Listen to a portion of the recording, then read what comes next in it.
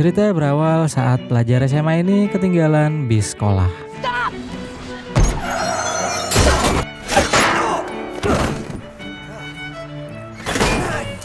Dia bernama Rick Rucker atau si cupu yang akrab dengan kesialan. Rick emang berhasil ngejar bis itu, tapi begitu di dalam gak ada yang mau ngasih tempat duduk untuknya. Bahkan siswi yang bentuknya aneh sekalipun ogah ngasih ruang. Akhirnya dia duduk di sebelah sahabatnya yang bernama Trey. Biarpun lagi serius ngobrol sama si Trey, tapi fokus kedua mata Rick tertuju ke arah seorang gadis. Ya, dia adalah gadis yang Rick taksir. Nama si gadis adalah Jill. Sayangnya si Jill ini udah punya cowok, tuh yang duduk di sampingnya. Dan cowoknya itu bernama Lance.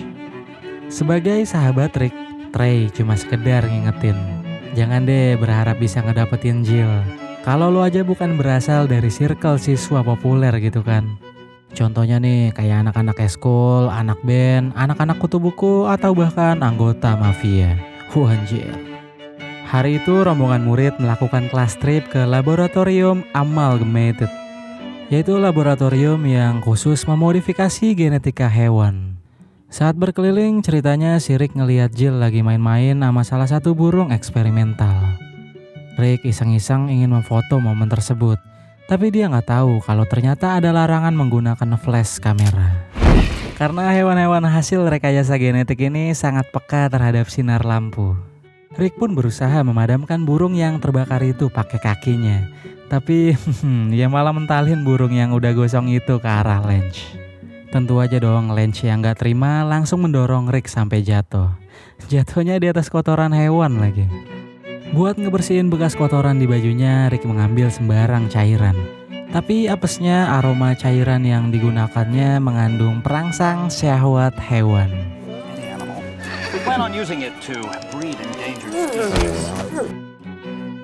Hal ini juga mengundang seekor capung radioaktif untuk hinggap dan menggigit leher Rick.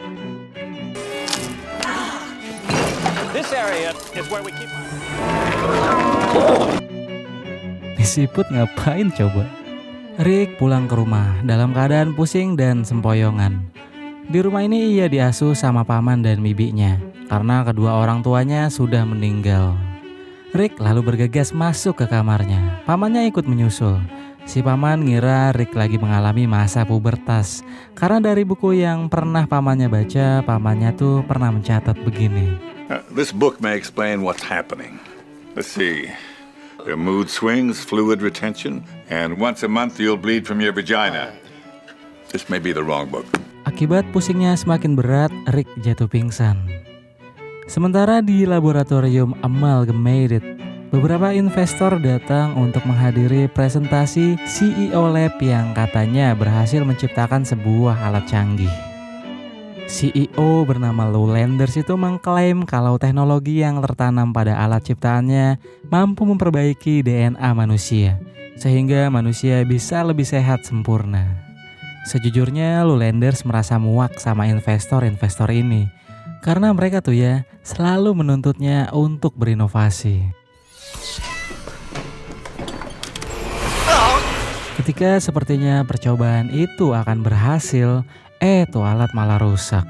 Tapi Lou tidak gagal. Malahan dari percobaan itu Lou mendapatkan kemampuan super, yaitu dia bisa menyerap energi manusia. Hanya saja kini Lou Landers menjadi arogan dan jahat, layaknya super villain. 5 hari sudah berlalu, Rick baru terbangun dari pingsannya. Dia segera mencari tahu di situs kesehatan mengenai bahaya infeksi gigitan capung. Setelah mengisi beberapa pertanyaan konyol, lalu muncul pop-up pesan dari orang misterius dengan ID Profesor X. Si profesor ini ngasih tahu kalau Rick sebenarnya nggak butuh dokter. Yang Rick perlukan hanya bantuan si Profesor X ini. Jill, teman sekolah yang Rick taksir, ternyata tinggalnya di depan rumah Rick. Pagi itu pas banget si Jill mau ganti pakaian dalam. Rick nggak sengaja ngeliat. Lagi asik-asiknya mandangin makhluk ciptaan Tuhan yang indah ini, bibinya manggil buat sarapan. Dan pas balik lagi, salah jendela si Rick. Setelahnya Rick berangkat ke sekolah. Hari itu di sekolahnya lagi ada pameran sains dengan tamu spesial, yaitu seorang ilmuwan terkenal, Bapak Dr. Stephen Hawking. Tapi Rick mana peduli sama acara. Baginya tuh lebih asik ngeliatin Jill, ya kan?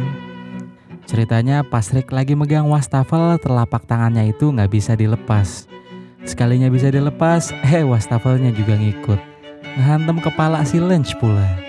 Ngamuklah si Lynch. Pas nonjok, Rick tahu-tahu bisa ngehindar tonjokannya gitu aja. Biarpun dia tetap kena juga sih. Terus habis itu pecah deh kekacauan di sana.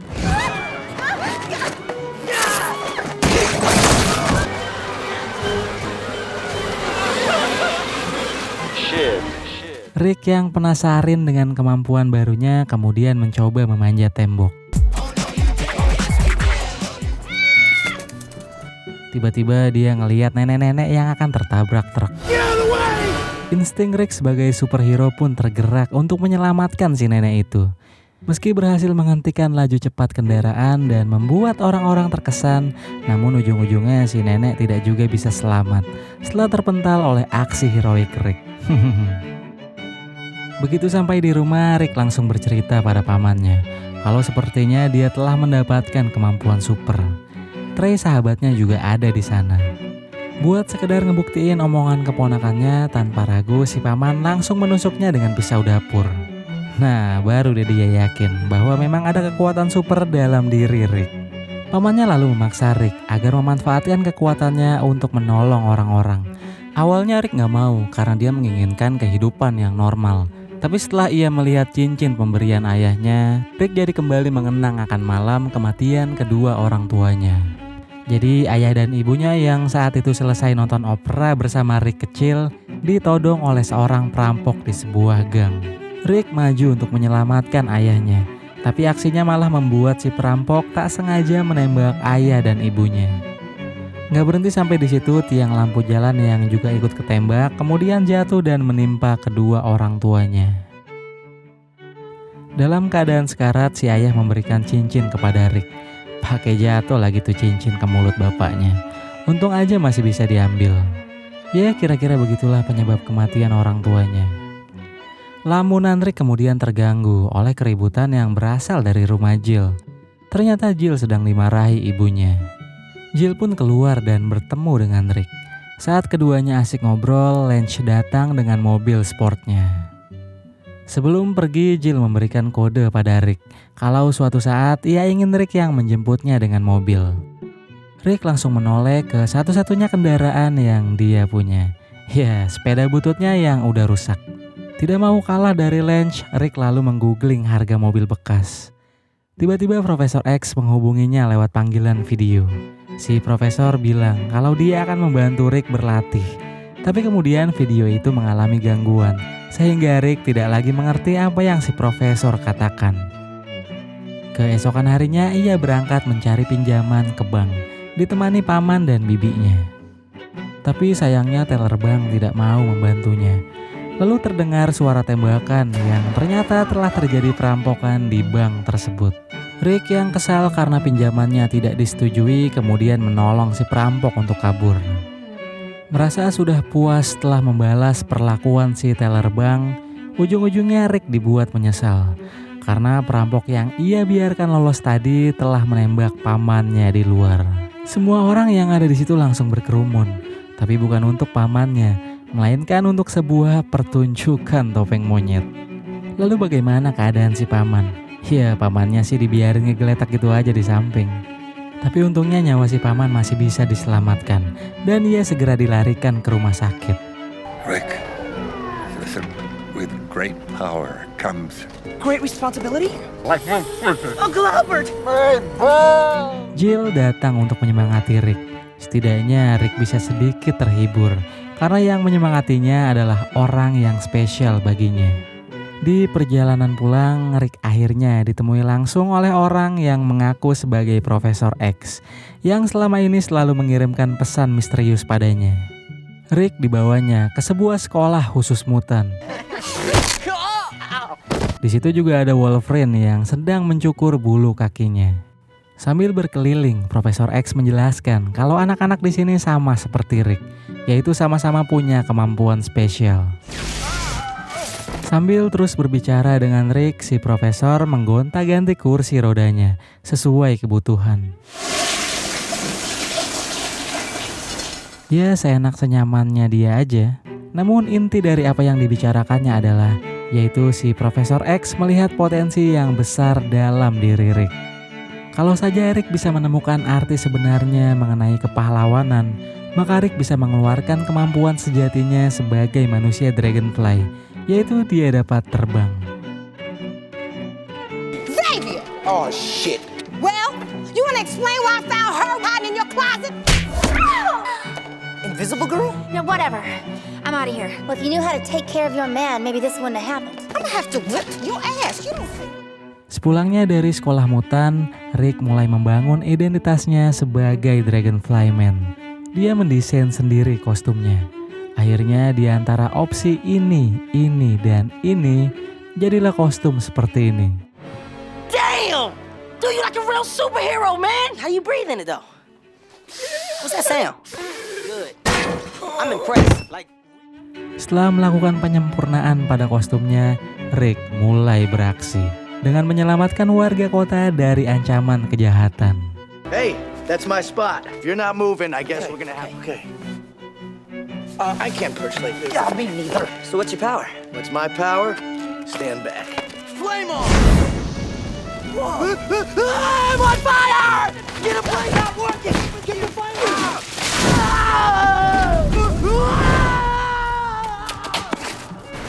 Nama Dragonfly pun menjadi viral di media massa. Bahkan salah satu layanan media cetak mau membayar mahal bagi siapa saja yang bisa mendapatkan foto-foto Dragonfly Man. Rick memanfaatkan kesempatan ini untuk mendapatkan pekerjaan dengan melamar kerja sebagai fotografer. Tak lama kemudian Rick mendengar telah terjadi kekacauan di tengah kota. Dia pun segera menuju ke sana. Ternyata kekacauan itu disebabkan oleh sosok supervillain yang menamai dirinya sebagai Hourglass. Tak lain di balik kostum itu adalah Lowlanders. Rick yang menjelma sebagai Dragonfly Man langsung memberikan perlawanan. Namun ia tidak bisa menghindari serangan Hourglass. Hourglass pun berhasil lolos dengan membawa barang curian berupa serulium. Malam harinya Rick mendekati lagi gadis pujaan hatinya, Jill, yang saat itu baru selesai mengikuti audisi peran di sebuah teater. Rick ingin mengutarakan isi hatinya saat itu, tapi ia masih belum punya keberanian. Meskipun ia sendiri sudah mempersiapkan bunga di tangannya. Jill kemudian berjalan pergi, sampai sekelompok preman mengejar Jill untuk merampoknya. Rick sekali lagi berubah menjadi Dragonfly dan berhasil menyelamatkan Jill. Aksi heroiknya membuat Jill jadi terkesan, hingga Jill mendaratkan sebuah ciuman sebagai rasa terima kasih.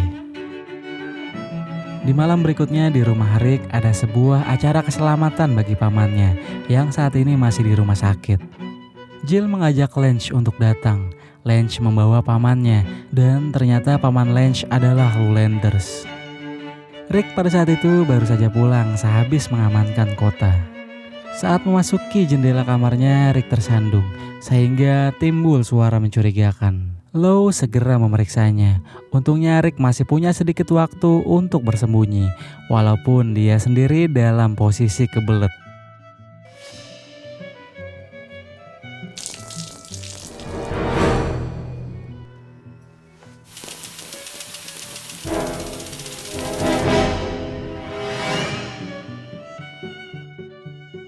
Selesai mengganti kostum, Rick segera turun.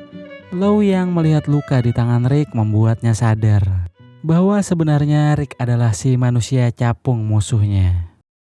I'm sorry, Lance. We have to go. Why? I shot my pants. Jill juga mulai memperhatikan Rick. Jika Jill lihat-lihat, bibir Rick punya kemiripan dengan bibir si manusia capung. Dan kini Jill semakin tertarik dengannya. Sampai saat keduanya akan berciuman.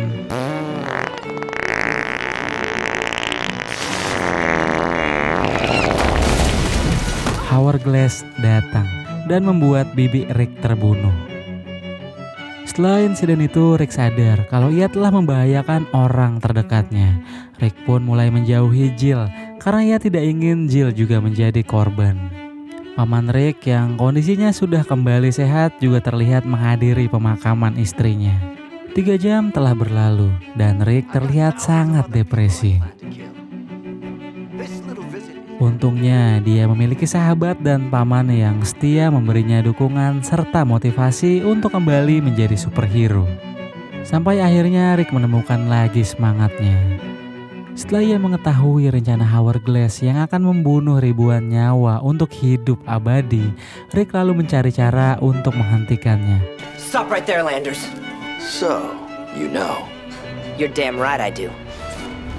Someone in this auditorium is the Hourglass. This year's Lifetime Achievement in Humanity Award goes to one of the world's greatest. Ya emang sih dia nggak tahu identitasnya si Hourglass, tapi nggak yang asal percaya juga.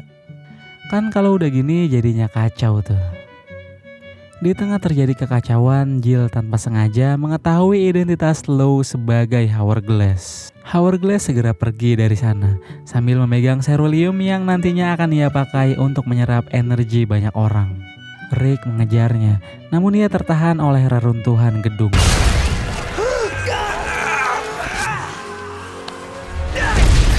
Di saat itu Jill berkorban sebagai penyelamatnya. Tidak mau kehilangan orang yang dicintainya, Rick berusaha menyelamatkan Jill yang sedang sekarat dengan menyerap langsung energi serulium yang sedang digunakan Hourglass. Jill pun kembali tersadar, namun Hourglass tidak berhenti sampai di situ.